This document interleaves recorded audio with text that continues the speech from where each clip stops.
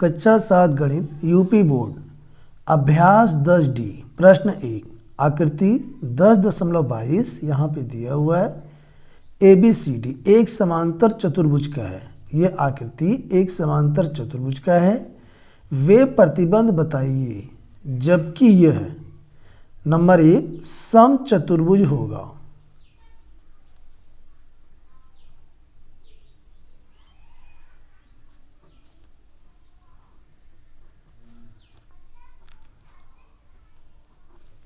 समचतुर्भुज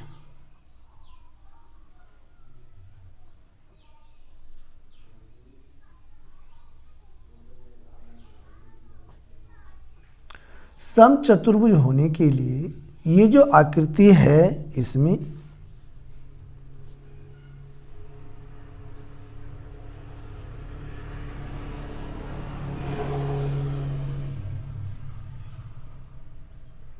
समचतुर्भुज होने के लिए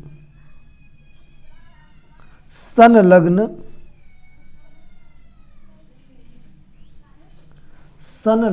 भुजाएं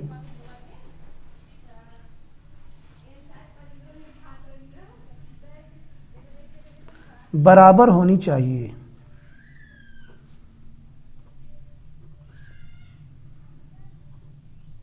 इसका मतलब है कि यह आकृति समचतुर्भुज तभी होगी जब इसकी दो संलग्न भुजाएं बराबर होंगी, यानी यहाँ पे AB और ये BC ये दोनों बराबर होनी चाहिए। ठीक है, अब यहाँ पे सेकंड पार्ट है आयत होगा। यह आकृति आयत कब होगी? सेकंड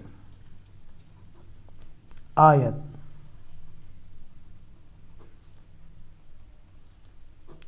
प्यारे बच्चों, तो यहां पर यह क्लियर हो गया कि यह आकृति समचतुर्भुज तभी होगी जब इसकी दो संलग्न भुजाएं बराबर होंगी, या हम कह सकते हैं समचतुर्भुज का मतलब होता है कि इसकी चारों भुजाएं बराबर हो। अब यहां पे आयत के लिए क्या नियम है? आयत होने के लिए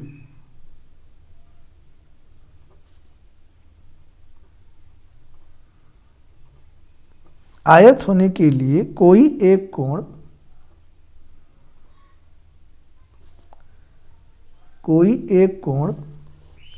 90 डिग्री का होना चाहिए। कोई एक कोण 90 डिग्री का होना चाहिए। ये जो आकृति यहाँ पर दिया हुआ है इसे आयत होने के लिए इसका कोई भी एक कोण 90 डिग्री का होना चाहिए। अब यहाँ पे तीसरा कहा है कि वर्ग होगा।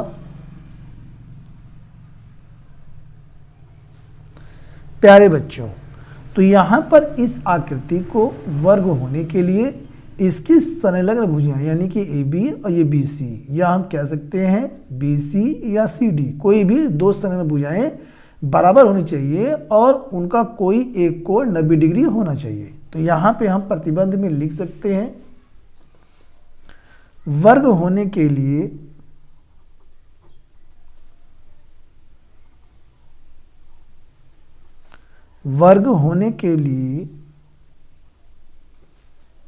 संलग्न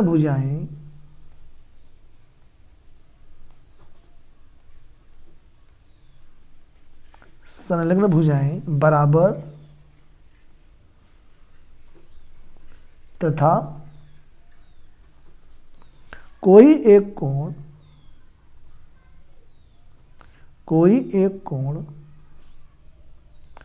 90 डिग्री का होना चाहिए। प्यारे बच्चों, तो यहाँ पर चित्र में जो आकृति यहाँ पर दिया हुआ है इसे वर्ग होने के लिए इसकी संलग्न भुजाएं यानी ये वाली भुजा ये वाली, या ये वाली ये वाली, या ये वाली ये वाली, कोई भी, या ये वाली ये वाली, कोई भी दो संलग्न भुजाएं बराबर होनी चाहिए और इनमें कोई एक कोण 90 डिग्री का होना चाहिए। तो ये होता है वर्ग होने के लिए प्रतिबंध। अब यहाँ पे आता है प्रश्न 2 समांतर चतुर्भुज ABCD में निम्नांकित प्रत्येक कथन के सत्य होने पर आकृति को किस नाम से पुकारेंगे? यहाँ पर ये कहा है कि AB बराबर BC पार्ट 1 में, दूसरे में कोण ABC बराबर 90 डिग्री और तीसरा है कोण ए बी सी बराबर 90 डिग्री और ए बी बराबर बी सी। प्यारे बच्चों, तो यहाँ पर हमें बताना है कि जब चतुर्भुज में ए बी बराबर बी सी होगा तब कौन सी आकृति बनेगी। तो यहाँ पे हम कह सकते हैं तब यह बनेगा समचतुर्भुज।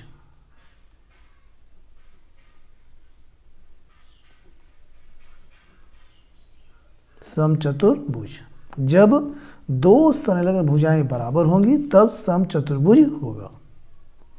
अब यहाँ पर है कि जब कोण ए बी सी 90 डिग्री, जब आकृति का एक कोण 90 डिग्री होगा तब यह आयत होगा। अब यहाँ पे तीसरा है कि कोण ए बी सी 90 डिग्री और ए बी बराबर बी सी, यानी कि एक कोण कोई भी 90 डिग्री हो और दो संलग्न भुजाएं बराबर हो तब यह आकृति वर्ग की होगी। तो यहाँ हम लिखेंगे वर्ग। प्रश्न 3, यदि किसी वर्ग के विकर्ण का वर्ग 50 वर्ग सेंटीमीटर है तो इसका परिमाप ज्ञात कीजिए।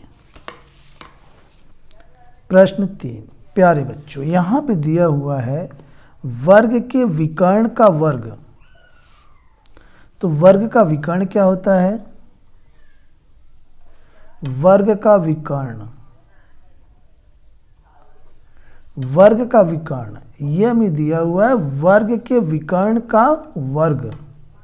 ये हमें क्या दिया हुआ है? 50 वर्ग सेंटीमीटर, 50 वर्ग सेंटीमीटर।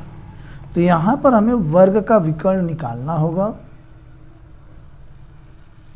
वर्ग का विकर्ण, वर्ग का विकर्ण, ये जो वर्ग है ये इसके ऊपर आ जाएगा अंडर रूट में 50 सेंटीमीटर स्क्वायर। 50 का और इसका हम गुणनखंड करेंगे तो ये हो जाएगा 2 गुणा 5 गुणा 5 गुणा सेंटीमीटर गुणा सेंटीमीटर, चूँकि सेंटीमीटर का स्क्वायर है। अब यहाँ पे ये वर्गमूल होता है, ठीक है, इसमें से जोड़ा बन के बाहर आता है। प्यारे बच्चों, तो यहाँ पे 5 का जोड़ा बन रहा है तो यह वर्गमूल से बाहर आ जाएगा और 2 का जोड़ा नहीं बनेगा तो ये वर्गमूल के अंदर ही रहेगा। सेंटीमीटर का जोड़ा बन गया तो ये बाहर आ जाएगा। तो यहाँ पे हमारे पास आ गया वर्ग का विकर्ण, वर्ग का विकर्ण 5 करनी में 2 सेंटीमीटर। और प्यारे बच्चों, हम जानते हैं कि वर्ग का विकर्ण होता है भुजा करनी में 2 बराबर 5 करनी में 2 सेंटीमीटर।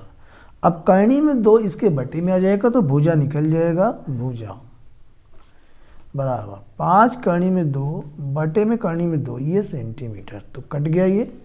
तो यहाँ पे भुजा हमारे पास आ गई, भुजा बराबर 5 सेंटीमीटर। और वर्ग हमारा इस प्रकार का होता है कि इसकी चारों भुजा बराबर होती है, ठीक है, ये हमारा वर्ग होता है। इसका हमें बताना है परिमाप। तो वर्ग का परिमाप बराबर 4 गुना भुजा होता है, 4 गुना भुजा, 4 गुना में भुजा यहाँ पे 5 है तो 4 पंजे 20 सेंटीमीटर। इस वर्ग का परिमाप 20 सेंटीमीटर, यही इसका आंसर है। प्रश्न 4, आपकी पुस्तक के एक पन्ने का एक विकर्ण दूसरे विकर्ण से छोटा है, क्या यह पुस्तक आयताकार है? यह हमें बताना है। तो यहाँ पे हम पहले क्या करेंगे, चित्र बना लेंगे। क्वेश्चन 4 में ये हमारी पुस्तक का यहाँ पे कहा गया है कि पन्ना है, यानी कि पेज है, और ये इसका विकर्ण हो गया और ये इसका दूसरा वाला विकर्ण। इस प्रकार से यहाँ पे नाम दे देते हैं A B C D। तो हमारे जो विकर्ण हैं वे हैं AC और ये VD, लिख देते हैं विकर्ण। विकर्ण हमारे हैं AC और BD। तो यहाँ पे इसने ये कहा है क्वेश्चन में कहा कि एक विकर्ण दूसरे विकर्ण से छोटा है। तो कहने का मतलब है कि ये जो विकर्ण AC है यह बड़ा है विकर्ण BD से, लेकिन यह तो गलत बात है, चूंकि हम जानते हैं कि दोनों विकर्ण बराबर होते हैं, चूंकि AC बराबर VD, दोनों विकर्ण बराबर होते हैं।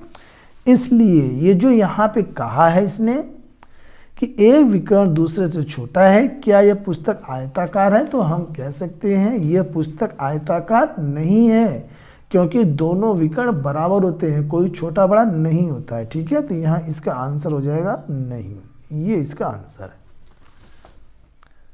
अब यहाँ पे आता है अगला प्रश्न, प्रश्न 5। एक आयत बनाइए जिसकी संलग्न भुजाएं क्रमशः 6 सेंटीमीटर और 8 सेंटीमीटर हैं। इनके विकर्णों को मापिए और पाइथागोरस प्रमेय से माप का सत्यापन कीजिए। तो प्यारे बच्चों, यहाँ पर हमें क्या करना है, प्रश्न 5 यहाँ पे लिख लेते हैं। आपको आयत कैसे बनाना है, सबसे पहले आपको मैं यहाँ पे बता दे रहा हूँ, 8 सेंटीमीटर का आपको यहाँ पे भुजा खींच लेना है, उसका नाम दे देना है AB, ये है 8 सेंटीमीटर। इसके बाद यहाँ बिंदु A पर आप 90 डिग्री का कोण बनाते हुए रेखा खींचेंगे, ये आपको मैंने बता रखा है। ठीक है, इस प्रकार से स्केल की सहायता से खींचेंगे और बिंदु B पर भी 90 डिग्री का कोण बनाते हुए रेखा खींचेंगे। इसके बाद यहाँ A से इस रेखा पर 6 सेंटीमीटर काट लेंगे, B पर भी इस रेखा पर 6 सेंटीमीटर काट लेंगे। फिर यहाँ पे जो दोनों कट है इन दोनों को हम मिला देंगे, तो इस प्रकार हमारा ये आयत बन जाएगा ABCD। अब इसके बाद इसने ये कहा, ये हमारा हो जाएगा 6 सेंटीमीटर, यहाँ भी 6 सेंटीमीटर, और ये भुजा इसके सामने की बराबर होती है 8 सेंटीमीटर। अब इसने ये कहा है कि पाइथागोरस प्रमेय से माप का सत्यापन कीजिए। तो हमें क्या करना है कि ये जो इसका विकर्ण है, कोई A विकर्ण, चाहे AC ले लो चाहे BD ले लो, ठीक है, तो इसको हमें मापना है कितना है, फिर पाइथागोरस प्रमेय से इसका सत्यापन करना है। तो हम पाइथागोरस प्रमेय से पहले सत्यापन कर लेते हैं, पता लग जाएगा कि क्या माप आएगा, और माप भी लेंगे सत्यापन ऐसे। चूंकि यहाँ पर ये जो हमारा ये त्रिभुज ABC बन गया, तो त्रिभुज ABC ये कैसा त्रिभुज है, समकोण त्रिभुज है, समकोण, और समकोण त्रिभुज में पाइथागोरस प्रमेय लगता है। तो हम यहाँ पे लगा सकते हैं पाइथागोरस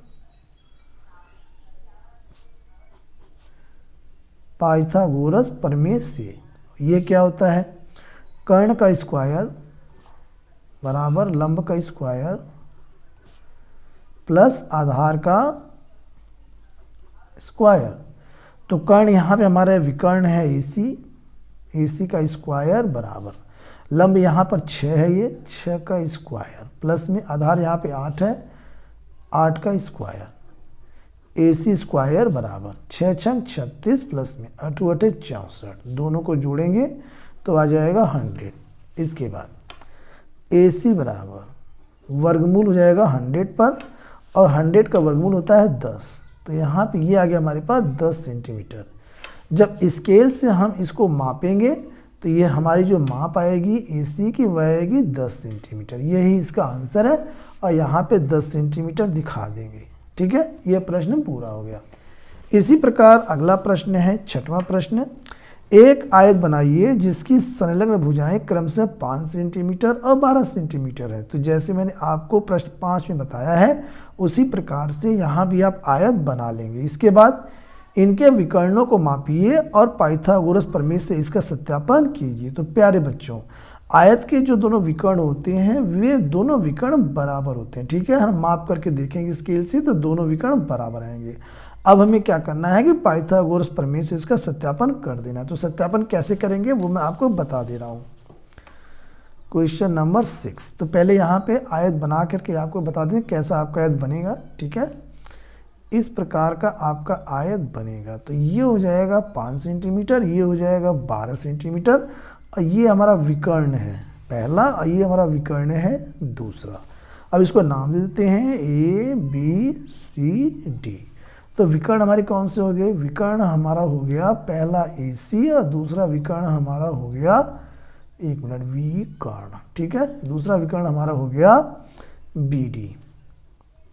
ठीक है प्यारे बच्चों, अब यहाँ पे हमें क्या करना है, ये सत्यापन करना है। चूंकि दोनों विकर्ण बराबर होते हैं इसलिए AC बराबर BD। आयत के दोनों विकर्ण बराबर होते हैं। अब हमें सत्यापन करना है, ठीक है। तो सबसे पहले त्रिभुज एबीसी में,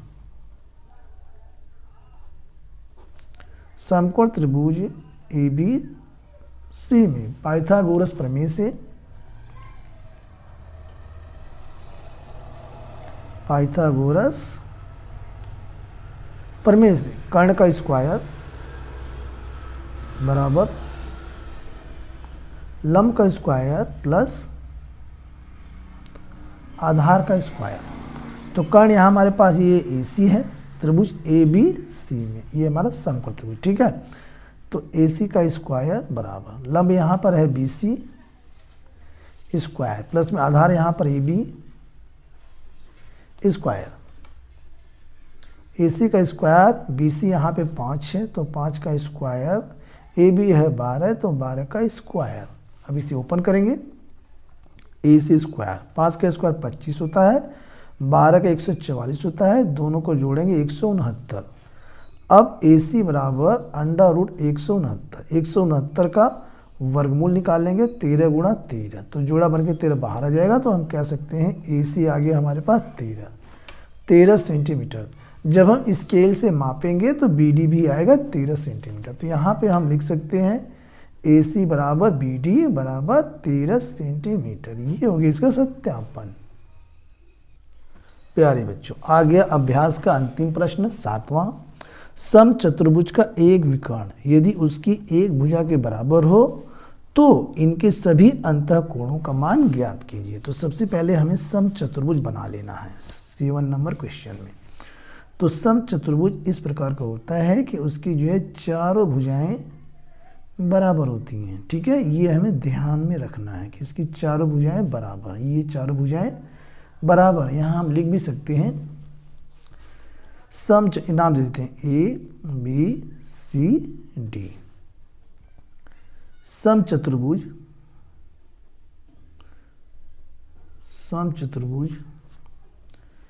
ABCD में AB बराबर BC बराबर CD बराबर DA या AD। यहाँ पर ये प्रश्न में कहा है कि समचतुर्भुज का एक विकर्ण यदि उसकी एक भुजा के बराबर है, तो यहाँ पर हम एक विकर्ण बना लेते हैं, ये BD।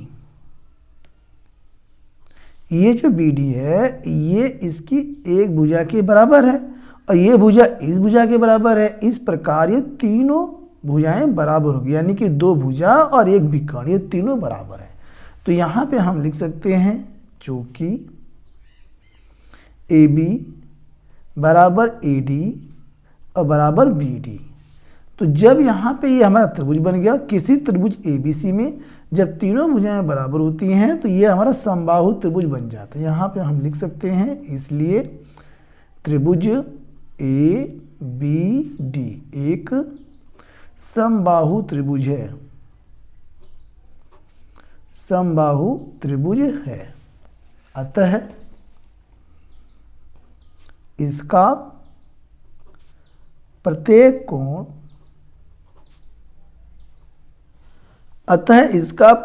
कोण 60 डिग्री का होगा। तो यहां पे हम लिख सकते हैं कोण A हो जाएगा ये 60 डिग्री, कोण B भी हो जाएगा ये 60 डिग्री और यहाँ कोण D भी हो जाएगा 60 डिग्री। तो यहाँ पे हम एक बात और जानते हैं कि समचतुर्भुज के सम्मुख कोण बराबर होते हैं, इसलिए कोण A बराबर कोण C, तो ये भी हमारा 60 डिग्री हो जाएगा बराबर 60 डिग्री, ठीक है। अब यहाँ पे बात आती है कि इस तरफ के कोण कितने डिग्री के होंगे। तो प्यारे बच्चों, यहाँ पे चूंकि हम जानते हैं कि ये हमारे पास जो AB है ये CD है, ये दोनों क्या है समांतर है, लिख सकते हैं चूंकि AB समांतर CD, AB जो है CD के समांतर है, इसलिए कोण A कोण D दोनों का जो सम होगा 180 डिग्री होगा।